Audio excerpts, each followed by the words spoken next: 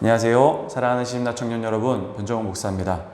오늘은 로마서 9번째 시간으로 로마서에서 말하는 동성애에 대해서 우리 함께 공부해 보도록 하겠습니다.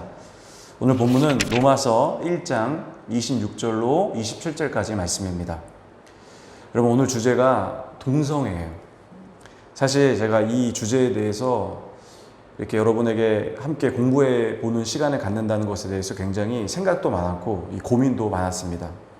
왜냐하면 이 동성애라는 것이 현재 살아가는 우리 시대에 굉장히 민감한 이슈이기 때문입니다.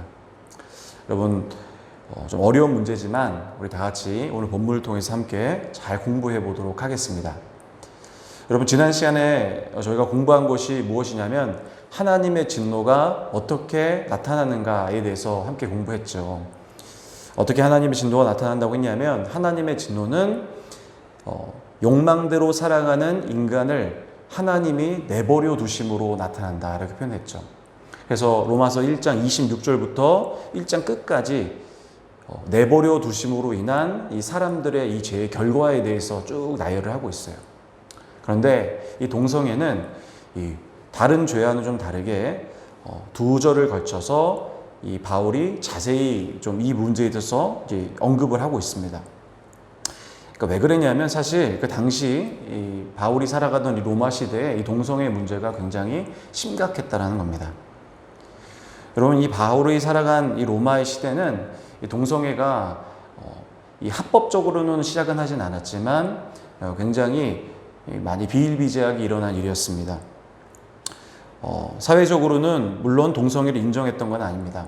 여러분, 라틴어 수업이라는 책에 보시면 로마가 BC 149년도에 이 스칸디나법을 제정을 합니다. 그래서 이 동성 간의 성행위나 추행 이런 것을 남성 간의 음란죄로 정의를 하죠. 그리고 나서 벌금을 매겼는데 당시 벌금의 금액이 어땠냐면 동화 1만 혹은 금화 100립 정도로 이 가격을 매겼는데 오늘 시세로 하게 되면 대략 한 5천만 원 정도 되는 결코 적지 않은 이 금액을 벌금으로 내야만 했습니다.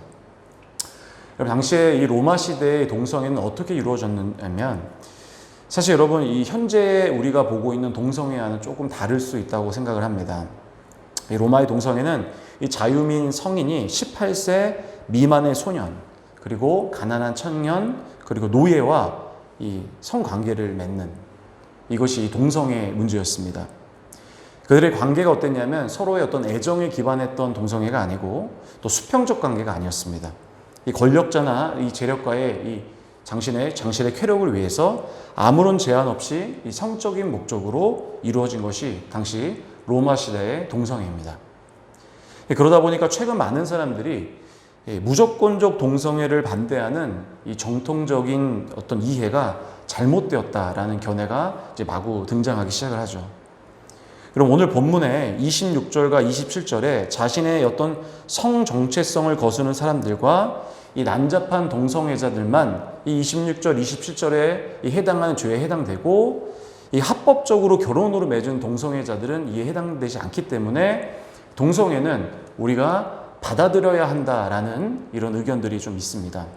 그래서 사실 이 부분에 대해서 굉장히 고민을 많이 하다가 제가 본문의 26절과 27절을 다양한 또 헬라어 원어서 언어 성경도 보고 그리고 한글 성경, 그 다음에 영어 성경 쭉 읽으면서 바울이 무엇을 이해하고 싶었을까 이런 생각을 하다가 제가 눈에 들어왔던 한 단어가 있는데 그게 뭐냐면 이 순리라는 단어예요. 순리는 이 헬라어 원어로 보면 피시스라는 단어인데 이 피시스가 이 무슨 뜻이냐면 사물의 법과 질서라는 의미입니다. 그러면서 바울에게 이 피시스라는 것은 무엇이었을까 이런 고민에 깊이 빠져보게 되었습니다. 그러다가 떠오른 것이 무엇이냐면 바로 하나님의 이 창조의 질서라는 거예요. 창세기 1장 24절에 보시면 이렇게 이야기하죠. 이러므로 남자가 부모를 떠나 그의 아내와 합하여 둘이 한 몸을 이룰지어다, 이렇게 이야기해요. 여러분, 성경에 보시면 성경에서 우리가 해야 할 일과 하지 말아야 할 부분에 대해서 어떤 규례적인 부분을 설명한 것들이 있습니다. 그런데 이 모든 것들을 현재적으로 적용하게 되면 좀 어려운 것들이 많습니다. 예를 들면 돼지고기를 먹지 말라는 듯 이런 여러 가지의 것들이 있는데 그러니까 이런 문제에 대해서는 우리가 어떻게 적용을 해야 되냐면 당시의 역사와 문화적인 상황을 고려해서 현재의 상황에 적용해야 한다고 저는 생각을 합니다. 그러나 우리 시대와 문화를 뛰어넘어서 지켜야 할 규례가 있는데 그게 무엇이냐면 바로 하나님께서 창세기 1장과 2장에서 기록하는 이 창조의 섭리라는 거예요.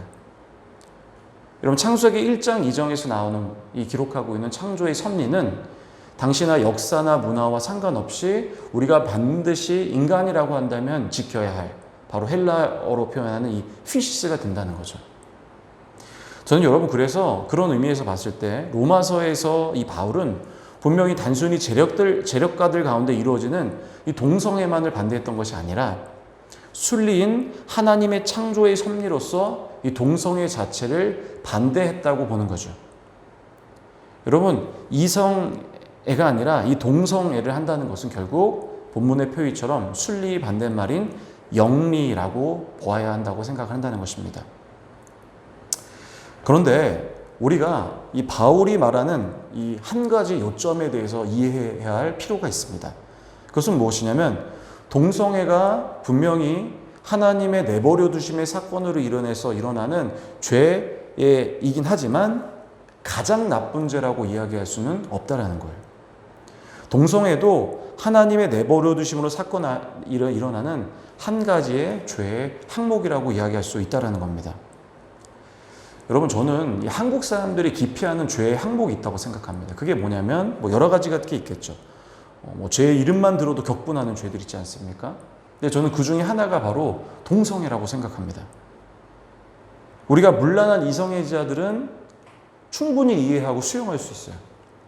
그리고 함께 지내는데도 전혀 지장이 없습니다. 그러나 동성애자들은 사실은 입으로는 받아들여야 한다고 하지만 사실 받아들일 수 없는 그런 사람들이 동성애자라고 저는 생각을 합니다. 바로 그것이 기독교인들이 가지고 있는 저는 큰 문제라고 저는 생각을 하는 겁니다. 여러분, 오늘 본문에 보시면 바울은 우리에게 굉장히 익숙한 질투, 험단, 배신과 같은 다른 많은 죄를 동성애라는 죄의 항목 가운데 함께 포함해서 설명을 합니다. 여러분, 이 사실을 우리가 분명히 기억해야 한다는 거죠. 결국 여러분, 동성애도 죄의 한 가지 항목이지 우리가 멸시하고 비판해서는 안 되는 그런 것이 바로 동성애라고 저는 생각합니다. 여러분, 오해는 하지 마시기 바랍니다. 저는 동성애를 받아들이라는 것은 절대 아닙니다. 그러나 나에게 죄를 범한 사람을 우리가 이해하고 사랑하여 받아들이시 동성애자들도 우리가 받아들여야만 한다는 거죠. 여러분, 동성애자들만이 심각한 죄인이 아니기 때문이라는 것입니다. 성경은 우리에게 분명히 이야기하는 것이 있습니다. 로마서 3장 23절에 보면 이렇게 이야기합니다. 모든 사람이 죄를 범하였음에 하나님 영광에 이르지 못했다라는 거예요. 그들만 죄가 있는 것이 아니라 우리도 죄가 있는 거죠. 그들만 더 큰 죄가 있는 것이 아니라 우리도 죄가 있다는 겁니다. 그렇기 때문에 우리는 그들을 당연히 수용하고 이해하고 받아들여야만 한다는 거죠. 오늘은 여기까지 공부하겠습니다. 모두 수고가 많으셨고, 그럼 다음 시간에는 첫째 아들에게도 복음이 필요하다라는 주제로 함께 공부해 보도록 하겠습니다. 감사합니다.